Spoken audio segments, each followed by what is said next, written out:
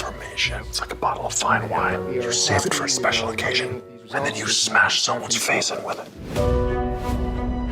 This could be the most important election in our lifetime. I feel sick. Oh, why? It's fun. It's only spicy because if my team wins, they're gonna shoot your team. Give me some sugar, man. Maybe everyone voted for me. We don't know. Schrodinger's cat. Schrodinger's cat, Tom. This is crazy. We all want to stop Madsen, right? Every vote must be counted. This is about the future of the country. False flag. You can't just say false flag every time you don't fucking agree with something.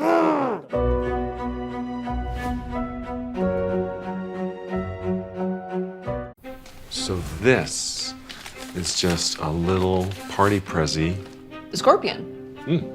Because why?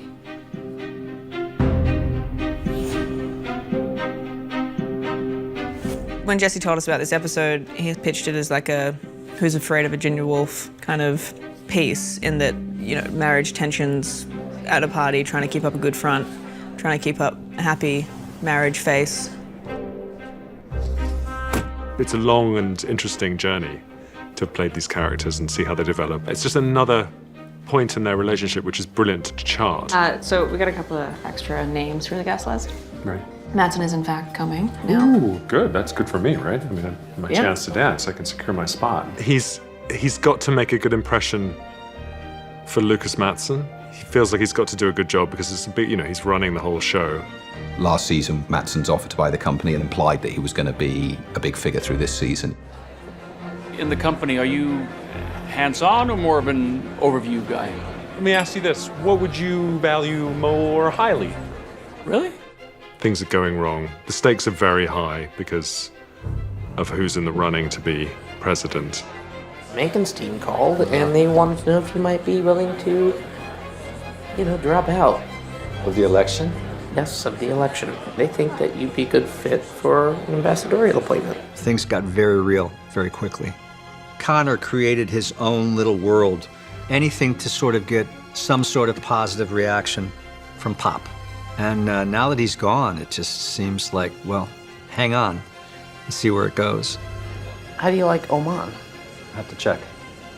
See what my woman thinks about Oman. Nice. Of all the couple relationships in the show, Willa and Connor are the most successful. And with Shiv and Tom, you'd think that maybe they had a chance, and then pretty much from the beginning it was troubled. Can we chat about stuff? I have some thoughts. I might need your advice. No. No? They're such an odd couple. There's been so much, like, snotty little stuff from Roman toward Jerry. Jerry. What? The firing you thing? That wasn't real. No.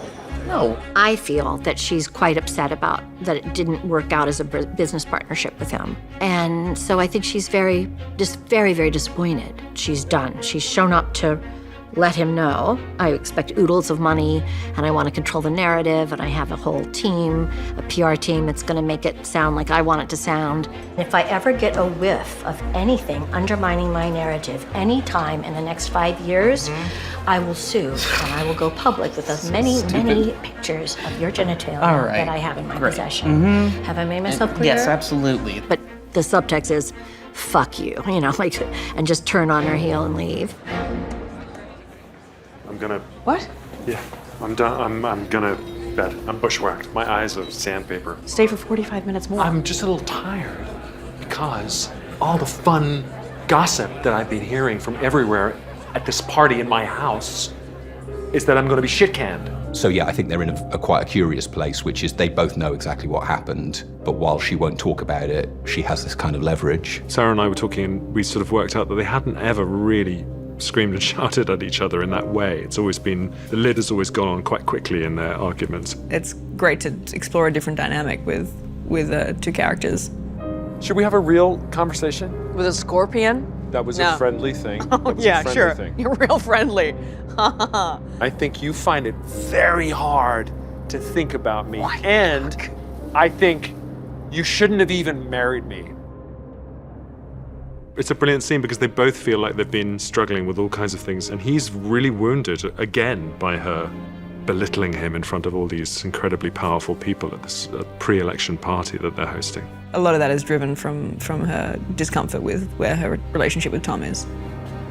At this party here, there are maybe 40 of the most important people in America, and you have just walked all around all evening telling them all that I'm going to get fired. No, it was implied, likely.